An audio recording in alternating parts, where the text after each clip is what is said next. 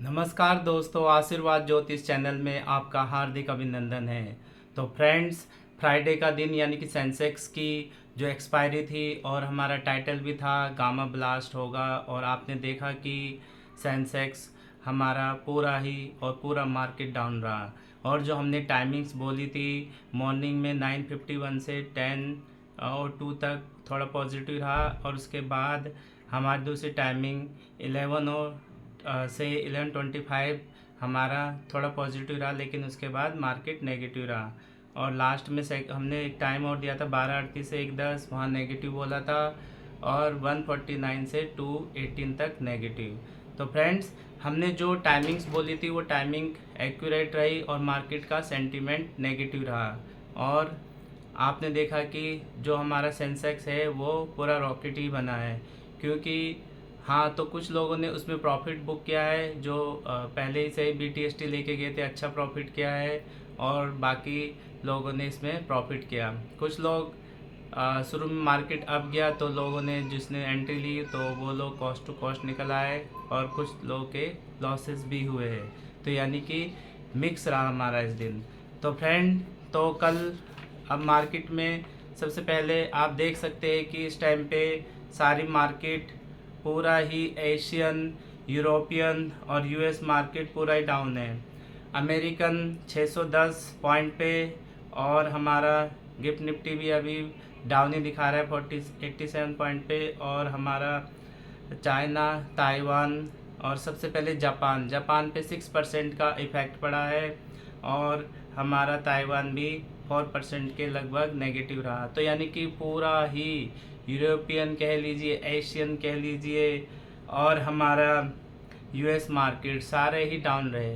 तो फ्रेंड, इसके पीछे कारण भी यही है कि जापान ने अपना इंटरेस्ट रेट बढ़ाया है, और US में जॉब का जो डेटा है वो बहुत ही नेगेटिव रहा है, और उनका मैन्युफैक्चरिंग डेटा भी बहुत नेगेटिव रहा है। तो पूरे ग्लोबल में नेगेटिव का रहा है, और हमारा मार्केट जिस हिसाब से क्रैश होना चाहिए उस हिसाब से नहीं हुआ, क्योंकि HDFC बहुत ही स्ट्रॉन्ग था, उन्होंने पूरी मार्केट को संभाल रखा था। HDFC का 1% यानी कि 5-10 पॉइंट भी बहुत मायने रखता है, जो मार्केट को इतना अच्छा संभाला था, नहीं तो बहुत ही बड़ा क्रैश हो जाता फ्राइडे को और ज़्यादा। तो फ्रेंड, ये सब चीज़ें थी जो टेक्निकल्स होते हैं, इंडिकेटर्स होते हैं, न्यूज़ फ्लो होते हैं, और बाकी एस्ट्रोलॉजिकली जो हम पूरा बताते प्रिडिक्ट, इसलिए हम टाइमिंग्स के अकॉर्डिंग ही प्रिडिक्ट करते हैं। अगर सेंटिमेंट बोल दे नेगेटिव पॉजिटिव तो सभी लोग वहाँ पे अपनी पोजीशन बना लेते हैं, तो उससे लॉसेस भी होते हैं। तो जो टाइमिंग्स बोलते हैं, अगर वो टाइमिंग्स मैच करती है, 10-15 मिनट आधा घंटा देखा तो अभी उस पर एंट्री करिए, अदरवाइज़ उसको इग्नोर करिए, और 2-3 जो टाइम बोलते हैं तो उस पर आप एंट्री कर सकते हैं। जल्दीबाजी मत करिए, 6 घंटे 15 मिनट की मार्केट होती है, तो आराम से ट्रेड करिए और प्रॉफिटेबल बनिए। लॉसेस लीजिए तो थोड़ा ही लीजिए, 10-20 पॉइंट्स के, और बाकी प्रॉफिट 20-50-100 जितने भी मैक्सिमम हो सकते हैं। स्टॉप लॉस को ट्रेल करें, ज़्यादा प्रॉफिटेबल रहेंगे। सेंटिमेंटल मत होइए ज़्यादा, और पेशेंस रखिए, साइकोलॉजी अच्छी रखिए। माइंड में पहले से मत सोचिए कि पॉजिटिव रहेगा नेगेटिव रहेगा, उससे क्या होता है कि हमारा दिमाग उसी ओर सोचता है और उसी तरफ हमें ट्रेडिंग करने के लिए प्रेरित करता है। तो फ्रेंड, इस चीज़ को ध्यान में रखिए। तो फ्रेंड, अब हम मंडे यानी कि 5th को मार्केट कैसे रखता है। मंडे 5 अगस्त 2024 मिड कैप की एक्सपायरी है और बैंकेक्स की भी एक्सपायरी है। तो फ्रेंड, इस दिन मॉर्निंग में लग्न जो है सिंह लग्न है, जिसमें शुक्र प्लस बुध बैठे हैं, और जो 29 डिग्री में यानी कि लग्न चेंज होने वाला है, और सूर्य प्लस चंद्रमा की युति है कर्क राशि में, और मंगल प्लस गुरु की युति है वृष राशि में। राहु मीन राशि में बैठे है, शनि कुंभ राशि में वक्री है, केतु कन्या राशि में है।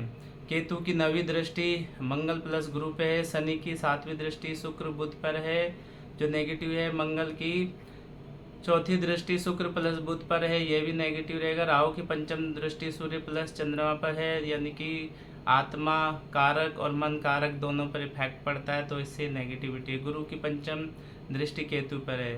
तो फ्रेंड्स, अब मैं आपको एक थोड़ा सा आपको साइकोलॉजी बताता हूँ, क्योंकि जो लग रहा है मार्केट से और एस्ट्रोलॉजिकल पॉइंट से, तो हमें ये लग रहा है कि मार्केट गैप डाउन अगर खुलेगा तो शुरू में ट्रैप करेगा। तो अगर सबसे पहले ध्यान रखना है कि मार्केट खुलते ही बहुत तेज़ी से सेलिंग में नहीं आना चाहिए, और अगर सेलिंग में नहीं आता है तो मार्केट सबसे पहले आपको ऊपर की ओर जाता हुआ दिखाई देगा, क्योंकि गैप डाउन हुआ है।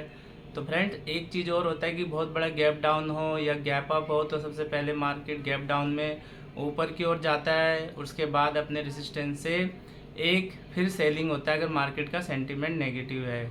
ऐसे ही अगर पॉजिटिव है तो मार्केट पहले नीचे जाएगा, फिर एक सपोर्ट पे वो ऊपर की ओर जाएगा और अपना बेस बना के पॉजिटिव के ऊपर जाएगा। तो सबसे पहले अगर मार्केट गैप डाउन हुआ तो आप देखना, और अगर वो तेज़ी से सेलिंग में नहीं आता है तो आपको अगर ये ऊपर की ओर जाता दिखाई देता है तो जहाँ आपका रेसिस्टेंस बनता है तो आप वहाँ पे जाके सेलिंग कर सकते हैं। तो आपको टाइमिंग नोट करनी है। 9:29 से आपको एक सेलिंग दिखाई दे सकती है। अगर मार्केट में आप ट्रैप मत होना फ्रेंड, शुरू में ही 23 सेलिंग आ रही है तो कोई बात नहीं, आने दीजिए, आप 9:29 का वेट करिए। और अगर ये ऊपर की ओर गया तो आप पहले कॉल साइड में भी प्रॉफिट ले सकते हो और रेजिस्टेंस से फिर अपना इस टाइमिंग पे सेलिंग भी कर सकते हैं। लेकिन ब्लाइंडली ट्रेड मत करें जब तक कैंडल स्टिक या कोई हैमर और इस तरह की आपको कैंडल्स नहीं दिखाई देती, प्राइस एक्शंस पे आपको सपोर्ट डिस्टेंस नहीं शो होते, ओआई डेटा आप देखते हो उस हिसाब से नहीं होता, तो उसको अवॉइड करिए। तो 9:29 का टाइम ध्यान रखिए, ये एक नेगेटिव टाइम है और इसमें आपको एक अच्छी सेलिंग आ सकती है।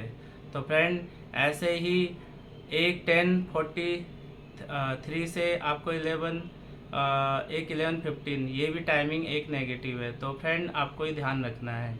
तो अगर ये टाइमिंग नेगेटिव है तो मार्केट में नेगेटिव तो रहेगा ही फ्रेंड, तो सेलिंग कहाँ से आती है ध्यान रखना है। यानी कि 11:53 तक हमें सेल ऑन राइज पे ही रहना है। तो बाइंग अगर बनती है तो बनने दीजिए, आप जैसे ही वो टॉप पे जाता है वहाँ पे एक सेलिंग आ सकती है, तो सेल ऑन राइज पे ही हमें देखना है इस टाइम तक। और उसके बाद फ्रेंड, हमारा एक 12:44 पे भी एक सेलिंग है, और हमारा लास्ट में एक 250 से अगर मार्केट थोड़ा सा रिकवर होता हुआ भी दिखाई दे सकता है आपको। तो फ्रेंड, ये मैंने आपको बहुत सूक्ष्म कैलकुलेशन से बताया, इतनी सारी टाइमिंग्स दी है, आप उस टाइमिंग्स का ध्यान रखिए और सपोर्ट रेजिस्टेंस इंडिकेटर्स और price action, OI data, option chain सभी का पूरे अच्छी तरह से यूज़ करिए, क्योंकि आप लोगों ने इसे लर्न किया है। और बाकी टाइमिंग्स मैंने बोली है, टाइमिंग्स एस्ट्रोलॉजिकल और टेक्निकल, ये सब आप उसको मैच करिए। सबसे पहले फ्रेंड, मैं डिस्क्लेमर ही बोलता है, I am not SEBI registered, so please take any trade before your financial advisor. Me and my channel is not responsible for your any profit and loss. This is totally education channel based on astrological, जो आपको एक view देता है कि आपको क्या करना चाहिए, क्या नहीं करना चाहिए, प्लैनेट्स क्या कह रहे हैं, तो हम इस हिसाब से आपको बताते हैं। तो आपको टाइमिंग्स का ध्यान रखना है फ्रेंड, और राशि कौन सी बेस्ट रह सकती है और किसको ट्रेड नहीं करना चाहिए, ये सब चंद्र ग्रह गोचर पे है। जो चंद्रमा जिस राशि पे होता है, जो नक्षत्र होता है, जो आपकी राशि बनती है, और उस पर विंशोत्तरी का भी असर पड़ता है बहुत ज़्यादा। अगर विंशोत्तरी दशा सही नहीं है तो तब भी नेगेटिविटी होगी, चाहे राशि जितनी अच्छी हो तो सम ही रह सकता है, लेकिन बेटर नहीं हो सकता। तो मेष राशि गुड रहेगी, वृष राशि गुड रहेगी, मिथुन राशि गुड है, कर्क राशि गुड है, सिंह राशि गुड है, कन्या राशि एवरेज रहेगी, तुला राशि नॉट गुड है, वृश्चिक राशि गुड है, और धनु राशि गुड है, और मकर राशि एवरेज है, और कुंभ राशि गुड है, मीन राशि एवरेज रहेगी। तो फ्रेंड, आपको ज़्यादा ध्यान रखना है, एकदम से ये भी नहीं सोचना है कि सारा, क्योंकि ग्लोबल डेटा हमारा पूरा ही नेगेटिव है, जापान, ताइवान, यूएस मार्केट सब जगह डेटा नेगेटिव है, तो आपको एकदम से बाइंग की मत सोचना है। अगर शुरू में वो बाइंग की ओर पोजीशन करता है, क्योंकि गैप डाउन अगर ज़्यादा हुआ तो उस टाइम पे एक बाउंस आएगा, तो वो ऊपर की ओर लेके जाएगा आपको, तो वहाँ आप कॉल साइड की पोजीशन बना सकते हैं, मतलब ऊपर की ओर। और बाकी जब ऊपर से टाइमिंग के अकॉर्डिंग अगर वो टाइमिंग्स जो मैंने बोली वो आ रही है, तो वहाँ पे सेल ऑन राइज ही होगा। तो फ्रेंड्स, वीडियो को ज़्यादा लाइक करिए, सब्सक्राइब करिए, बहुत मेहनत लगती है इसमें। आपका एक लाइक सब्सक्राइब मेरे लिए बहुत मायने रखता है, बहुत मोटिवेशंस देता है। और कुंडली का एनालिसिस कराइए, बिना कुंडली के एनालिसिस के आप प्रॉफिटेबल नहीं रह सकते, क्योंकि पैसा जेब से ही जाता है, मार्केट से नहीं। तो स्टॉप लॉस भी हमारा एक रेंट के हिसाब से हुआ कि हम एक रेंट दे रहे हैं मार्केट को या फीस दे रहे हैं, तो स्टॉप लॉस एक कम से कम लगे और ज़्यादा प्रॉफिटेबल रहे। तो friend, thank you so much. जय सिया राम, जय हनुमान।